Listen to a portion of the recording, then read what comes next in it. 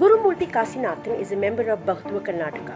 Bahutva Karnataka is a forum for justice, solidarity and harmony. In talks with Daily Salar, he said only 8.6% of grade 3 students could read class 2 level text in comparison to 19.3% in 2018. They have released their first report card giving government a failing grade of E. The report's focal point is on the government's failure to meet its constitutional vision of education as a fundamental right and its stated goals.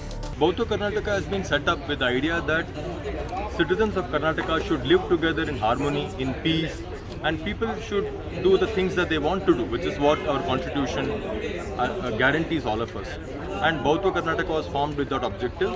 Bahutva Karnataka, because elections are coming near, it wants to understand what the performance of the government has been over the last 4 years, and the Bahutva Karnataka collective wants to grade the performance of the government in different areas: education, transport, health, environment, economy, etc. And in those report cards, in each report card, one particular area will be discussed and the government will be graded. Today we discuss the area performance in the area of education, and with great sorrow, Bahutva Karnataka wants to declare that the government has failed in the area of education. It has given it grade E.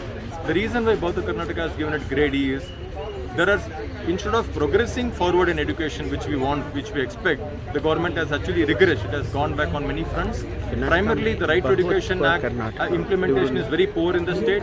Karnataka's position is 22% implementation of the act.